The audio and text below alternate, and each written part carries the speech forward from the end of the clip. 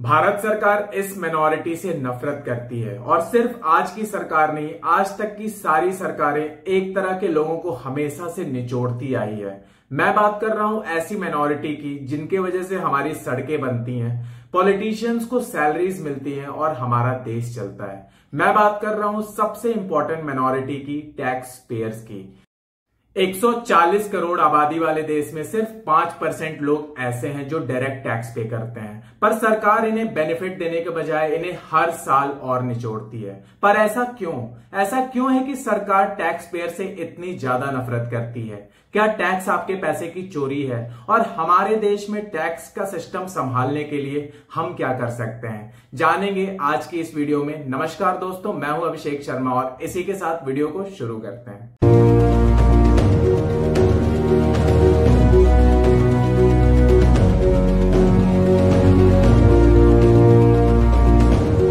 वैसे इस financial year से एक खुशखबरी जरूर है। आपने भी जरूर सुना होगा कि अगर आपकी इनकम एक साल में 7 लाख तक है तो आपको इस फाइनेंशियल ईयर से 0 टैक्स पे करना होगा। तो अब ये एक ऑनेस्ट टैक्स पेयर्स के लिए एक बहुत बड़ी राहत है। अब सबसे पहले समझते हैं कि सरकार हम पे इनडायरेक्ट तरीके से टैक्स कैसे बढ़ा रही है। तो जैसा कि आप जानते हैं कि हर साल महंगाई बढ़ रही है, यानी कि अगर आपके घर का खर्च 5 साल पहले 20,000 में हो जाता था तो उसी खर्च को पूरा करने के लिए आज आपको 35,000 खर्च करने होंगे। और इसी को हम महंगाई बोलते हैं, यानी कि इन्फ्लेशन, जिसमें आपको सेम खर्चे को पूरा करने के लिए समय के साथ ज्यादा पैसे देने पड़ते हैं। ये महंगाई एक दीमक की तरह है जो हर दिन आपके पैसे को खाती है। आज आप दिन रात मेहनत करते हैं, पैसे कमाते हैं, उस पैसे पर सरकार को टैक्स भी देते हैं और टैक्स देने के बाद उस पैसे में से कुछ पैसे जोड़कर आप अपनी इन्वेस्टमेंट्स करते हैं ताकि रिटायरमेंट के समय आप सुकून से जी पाएं। ये इन्वेस्टमेंट्स ही होते हैं जो रिटायरमेंट के समय हमारा सहारा बनते हैं। अब आप ये सोचकर देखिए कि इन इन्वेस्टमेंट पर भी सरकार अगर टैक्स लगाने लगे तो आपको कैसा लगेगा। अब सरकार ने एक नया रूल लाया कि डेट म्यूचुअल फंड से इंडेक्सेशन बेनिफिट हटा दिया है। इंडेक्सेशन यानी कि इन्फ्लेशन के हिसाब से आपके पैसे को एडजस्ट करना। 1 अप्रैल 2023 से अब फ्रेश इन्वेस्टमेंट जो भी आप डेट म्यूचुअल फंड में करेंगे उस पर आपको इंडेक्सेशन बेनिफिट नहीं मिलेगा। उसके कुछ दिन बाद सरकार एक नया रूल लाया कि फ्यूचर्स एंड ऑप्शन पर एसटीटी यानी कि सिक्योरिटी ट्रांजैक्शन टैक्स बढ़ा दिया गया है। अब इसके लिए लोगों ने सरकार को काफी क्रिटिसाइज किया।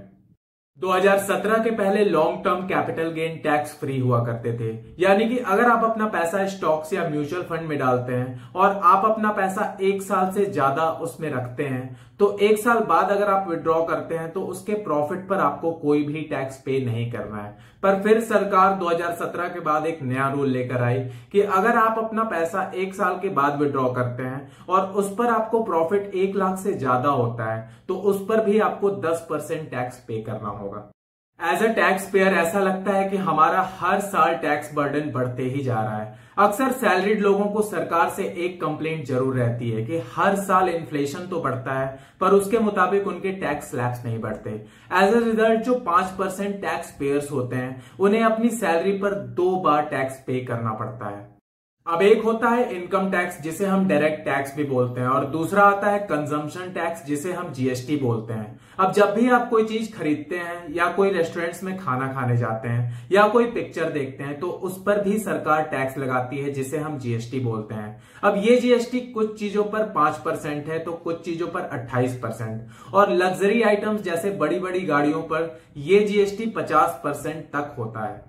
डायरेक्ट टैक्स को प्रोग्रेसिव टैक्स भी बोला जाता है क्योंकि जैसे जैसे आपकी इनकम बढ़ती है वैसे वैसे आपका टैक्स भी बढ़ता है। भारत में अगर आपकी इनकम साल में 2 लाख रुपए है तो उस पर आपको कोई भी टैक्स नहीं देना पड़ता, पर वहीं आपकी इनकम अगर साल में 20 लाख रुपए है तो उस पर आपको 3.5 लाख रुपए का टैक्स देना पड़ता है। यानी कि जितना ज्यादा इनकम उतना ज्यादा टैक्स।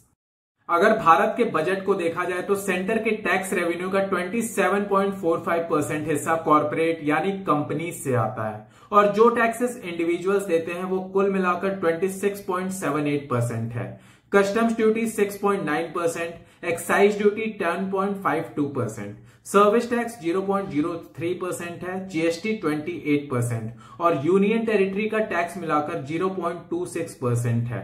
अब अगर इसमें डायरेक्ट टैक्स देखा जाए तो 55% और इनडायरेक्ट टैक्स 45%।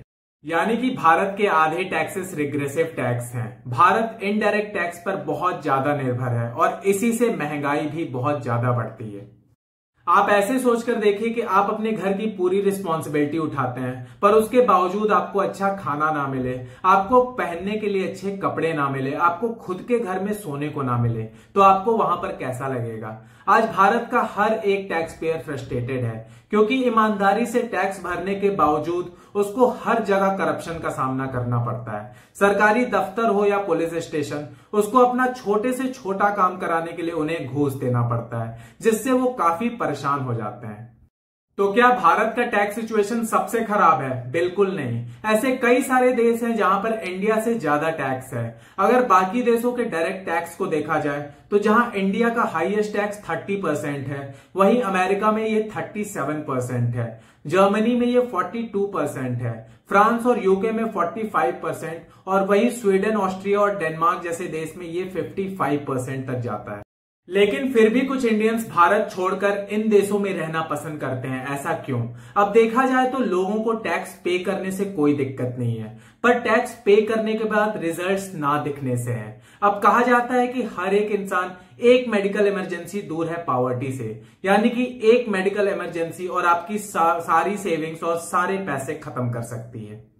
अब लोगों को रिजल्ट्स ना मिलने के कारण हमारे भारत में एक और सोशल लेवल का जन्म होता है और वो है टैक्स लीक्स, यानी टैक्स की चोरी। अगर टैक्स का बर्डन बढ़ाए बगैर हमें अपने देश के रेवेन्यू को बढ़ाना है तो हमें इन टैक्स लीक्स को कम करना होगा, यानी टैक्स की चोरी को कम करना होगा। अब हमारे देश में कुछ टैक्स लीक्स तो इलीगल हैं, पर कुछ टैक्स लीक्स हमारे भारत के संविधान में लिखे हैं जिनका लोग गलत इस्तेमाल करते हैं। अब कई बड़े बड़े बिजनेसेस हैं जो अपना पैसा कैश में लेते हैं ताकि उन्हें उस पैसे पर कोई टैक्स ना देना पड़े और कोई जीएसटी भी ना देना पड़े, और इस तरीके से हर साल जो ये टैक्स लीक्स हैं वो बढ़ते ही जाते हैं। अब दूसरी चीज ये कि भारत में जो एग्रीकल्चरल इनकम है वो टैक्स फ्री है, यानी कि अगर आप एक किसान हैं और आपके बड़े बड़े खेत हैं और उस पर आप करोड़ों रुपया प्रॉफिट कमा रहे हैं तो उस पर कानूनन आपको 1 रुपया भी टैक्स नहीं देना पड़ेगा। अब भारत में 75% किसान गरीब किसान हैं जो टैक्स देने जितना पैसा नहीं कमाते। तो मैं उन लोगों की बात नहीं कर रहा हूं, पर उन लोगों का क्या जो अपना रेगुलर इनकम इस एग्रीकल्चर इनकम से शो करते हैं, जो झूठ बोलकर इस लूप होल का फायदा उठाते हैं और लाखों रुपए की चोरी करते हैं। अब क्या BMW रखने वाले और आईफोन रखने वाले भी किसान टैक्स नहीं भर सकते? तो ये तो सोचने वाली बात है। भारत ने कई देशों के साथ फ्री ट्रेड एग्रीमेंट साइन किया है जो ये कहता है कि आप हमसे कुछ गुड्स पर कस्टम ड्यूटी चार्ज मत करो और बदले में हम भी वही करेंगे। पर भारत इन FTAs में काफी पीछे रहा है क्योंकि हमारा भारत इंपोर्ट बहुत ज्यादा करता है और एक्सपोर्ट बहुत कम।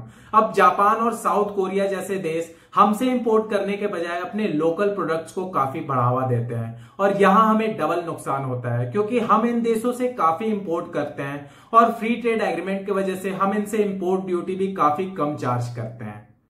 फ्री ट्रेड एग्रीमेंट की वजह से हमें होने वाला नुकसान 2017-18 में 21,000 करोड़ था, पर यही 2021-22 में बढ़कर 3 गुना से भी ज्यादा हो गया और इसका अमाउंट हो गया 68,000 करोड़ रुपए। अब देखा जाए तो कोई भी देश परफेक्ट नहीं होता, उसे परफेक्ट बनाना पड़ता है। और यहां भी अगर हमारी सरकार और देश का हर एक नागरिक अगर अपनी जिम्मेदारियों को बखूबी निभाए तो हमारे देश को नंबर 1 बनने से कोई नहीं रोक सकता।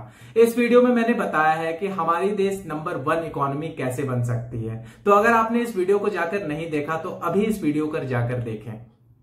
तो दोस्तों आज की वीडियो को यहीं खत्म करते हैं। मैं उम्मीद करता हूं कि ये वीडियो आपको पसंद आई होगी और अगर पसंद आई तो इस वीडियो को एक लाइक कर दें, इस चैनल को सब्सक्राइब करें और इस वीडियो को अपने फ्रेंड्स और फैमिलीज में ज्यादा से ज्यादा शेयर करें। मिलते हैं अपने नेक्स्ट वीडियो में दोस्तों, तब तक के लिए बाय बाय।